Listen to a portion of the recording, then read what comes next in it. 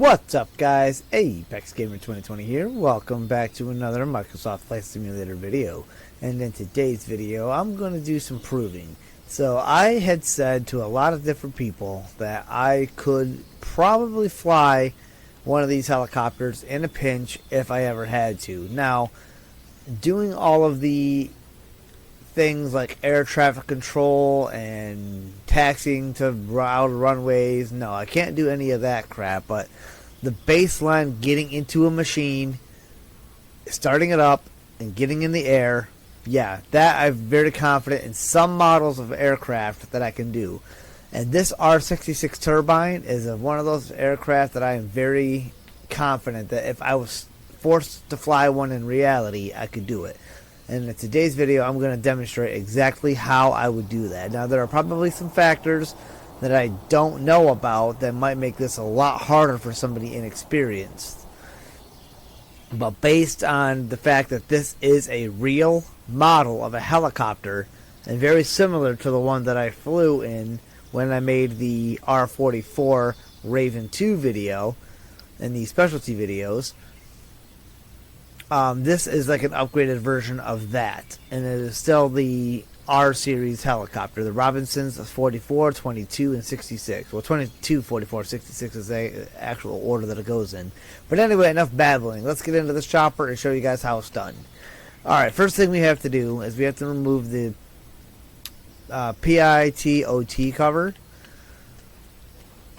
Now, the other thing too is I don't know every single thing about this aircraft. Like, I don't know all of the controls down to the last dial, but I know how to get it in the air in the most basic way. And we're going to move the blade covers, the blade socks, and of course the engine cover. Now, we don't need to check on it. It's basically a brand new chopper. So the next step is to actually get into it. Alright, so now we're inside the chopper. We're going to zoom out just a little bit. And we have this bar that's called the yoke. Now, this little knob right here can actually be taken out or taken off, and then this side can come off so there's no yoke on that side. Now, what a yoke is the stick. It's not the egg yolk. It's a stick in the chopper that moves it all around. This here is called your collective, your rotor collective, and this is your throttle right here. Okay, now, it took me forever to figure this out, but the starter to actually engage the engine is this little knob right there where you see the arrow pointing, and that's where the engine starter is. This is not important, but to start this thing up, the first thing we have to do is turn the power on. So that's going to be right here on your battery. Now, in the R44 video that we did, this is basically the exact setup of what it looked like. Okay? That's how we turn our landing lights on. The landing lights are these front two lights right here. If we land at night, if we flick that to on, you'll notice that these are now illuminated, but kind of barely because we're flying during the day. But we're going to turn those off. This is a hot air entry. Let's see, what else do we have here we can mess with? But anyway, not really anything else that I want to get into right now. Panel light intensity, that just turns excuse me, that just turns like the LEDs lights on a little bit clearer. So anyway, we got the battery on, got the generator on. Now we're going to turn on the avionics master, the strobe lights, and the navigation lights. All of the lights and everything is set up and powered up. And the next thing I want to do is turn the engine ignition to auto. Nothing has to be done over here. We're going to take the fuel valve that's closed and we're going to open it. Now, everything should be good to go ahead and turn the engine starter to the on position. You'll notice that it starts to power up. The blades are going to start spinning. RPMs are going to start to rise. And we're going to get into an idle. So we're going to wait for this thing to power up and start idling.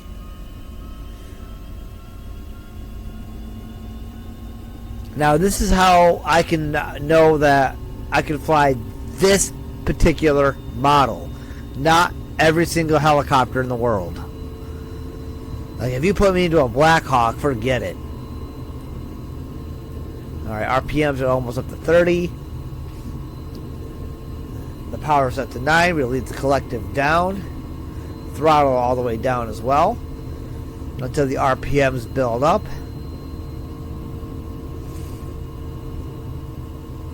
This is our altimeter right here. This is to find out if we're level or not. I don't know what the exact term is for that. There's our compass. This is our airspeed. Now, this lever, or this gauge, I'll get out of the chopper. Oh, I'm hitting the wrong buttons. Alright, so nope, hold on a minute. It's not on this. Okay, so on the R44, there's a LED screen right here that shows a different type of altimeter that shows ground level. This chopper does not have that. This is the altimeter for air. For us to the air, and then this one that would be here in the screen would show us how far we are from actually touching the ground. I would demonstrate that one in a airplane video, which I'm going to do probably after this one. Alright, so it looks like our RPMs are evened out at 56 and our power's evened out at 9. And this is going to be our idle. So we can't take off from this. We have to get a little bit more power involved. That's where we take the throttle and get it up to 100. Now you're going to notice the RPM start to rise, the power starts to rise. This is also going to rise and fall, and it's going to balance out the RPMs.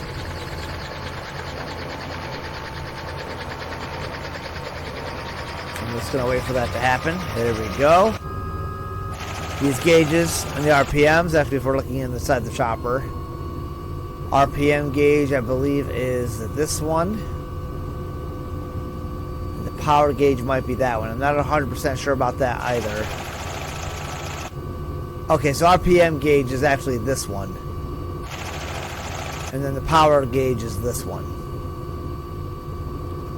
Alright, looks like our RPMs have maxed out at 100, and then we're set there, and our power is at 28.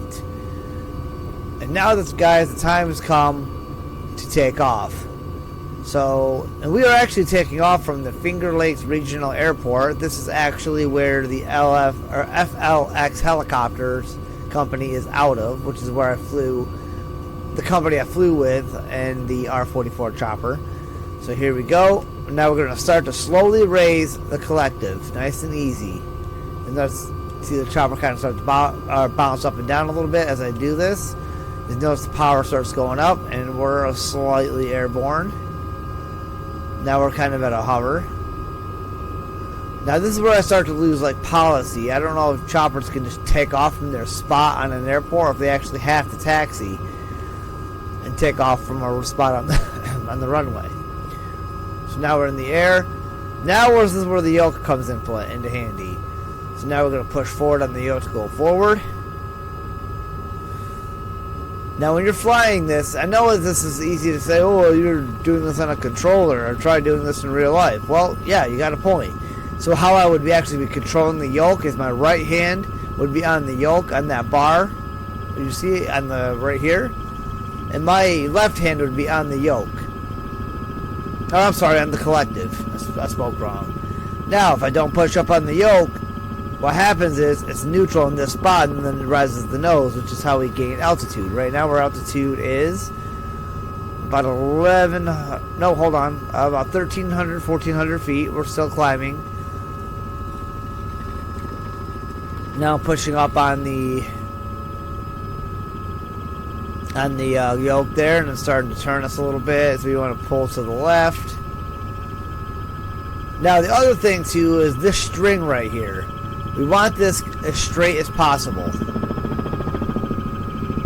I'm just pushing up here to get some speed. I did intend to lower altitude a little bit, so we can get a little bit of scenery in this flying lesson. I guess you could call it that.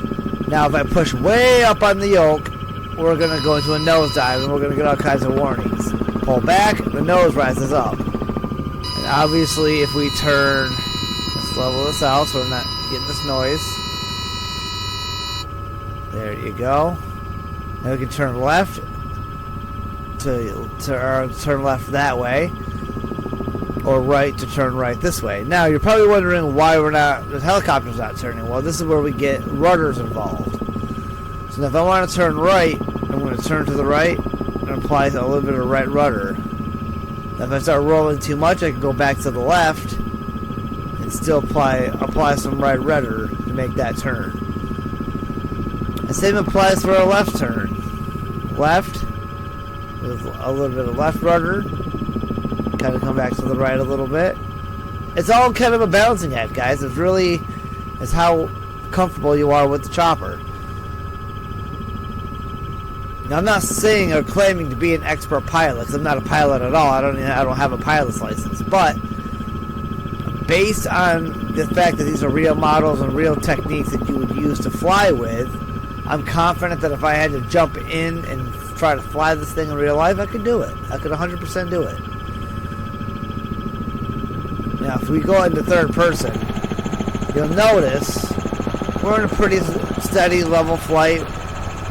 The chopper's not hiked up, it's not hiked back, except when I did that just now to kind of get it a little bit more level. Altitude's not too crazy, we're not changing altitude too super fast. Airspeed's at currently 113, 114. And we're just cruising. This is how we do it.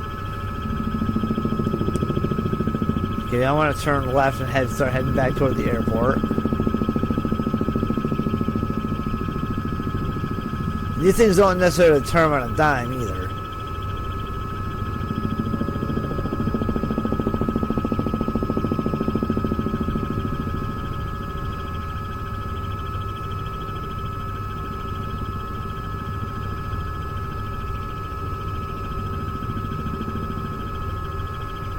Alright, so now we're heading back to the airport.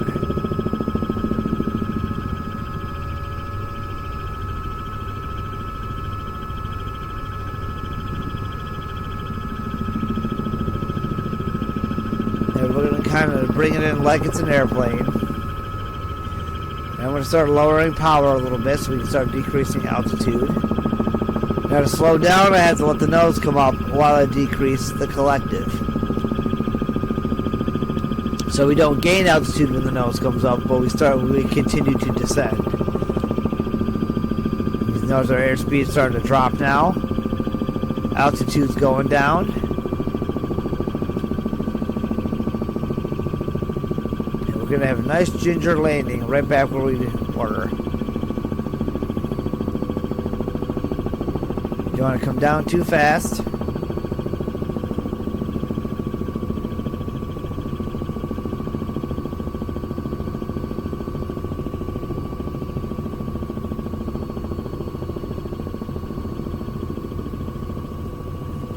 Okay, we're going to add a little bit of power because we don't want to land in the dirt.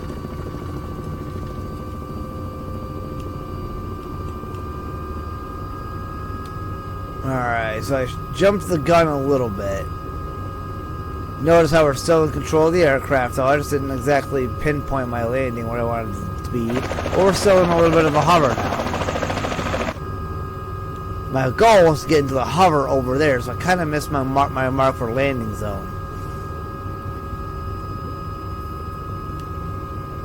But again, this can be easily fixed.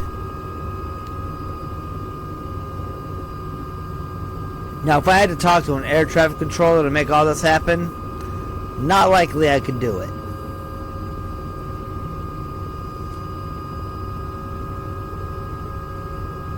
Alright, we're going to go right next to those planes over there.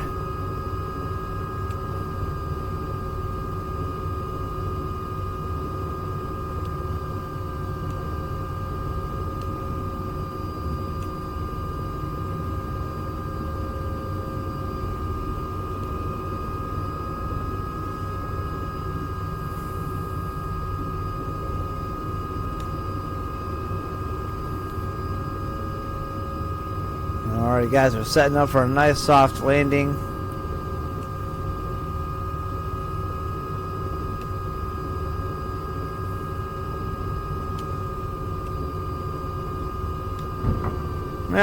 Could have been a little softer, I think. You know what? I'm even going to try it a little bit softer. See, that's where I really wish I had the other altimeter, where I could know how far I am from the ground. I'm sure there's a way to do it with the old analogs, but if I was going to land again, we're going to do that a little bit softer. I kind of jumped the gun on it a little bit.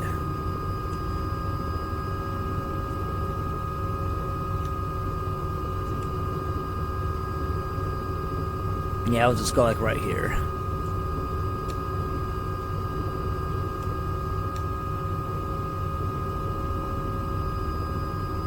Considering now our altitude says 491. We're not 491 feet in the air. There. That's the ginger landing that I was looking for. I just jumped the gun the first time, and I could do it even again. I got this thing back up. Maybe I don't want to land. Oh, I don't know.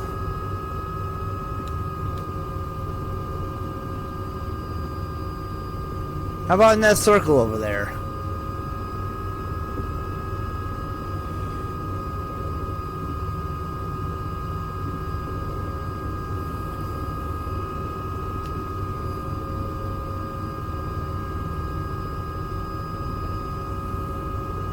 And then we'll get into how to shut down the chopper.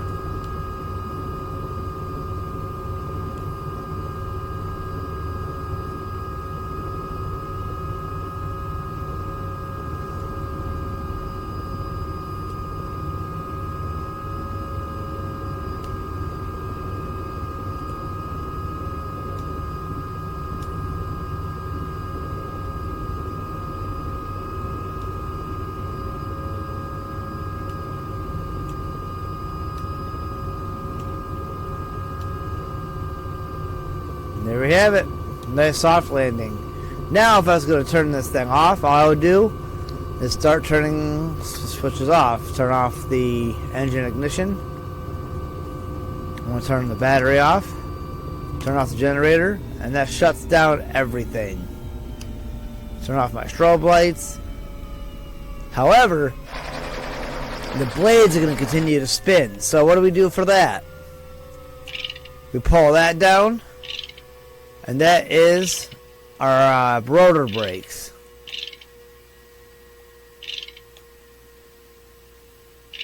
This doesn't ever stay down though. That's the weird thing.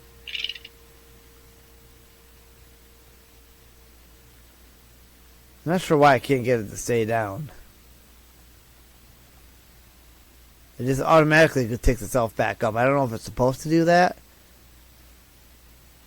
Either way, the blades I've now stopped almost completely. Boom. And there you go. Now we are completely shot back down. Everything's off. And we jump out. And that, guys, is how to fly the R-66 turbine helicopter. I hope this video is helpful and hope it gives the people who actually doubt me, Chas, to know that if in a pinch, in an apocalyptic situation, sure, I could probably jump in one of these things and fly it. As long as I don't have to talk to air traffic control, I'm completely fine.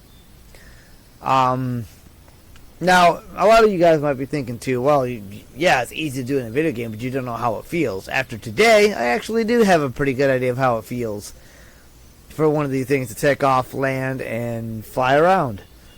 And honestly, I'm still confident that I could handle it. But that's going to do it for this one, guys. I do hope you guys enjoyed this little flying lesson tidbit reassurance thing to, you know, show you guys a little bit of that I'm not just blowing smoke, that I genuinely and confidently think that I could fly one of these if I had to. That was literally the whole point of this video. Hope you guys enjoyed it. See you next time. Much love. God bless. Peace out.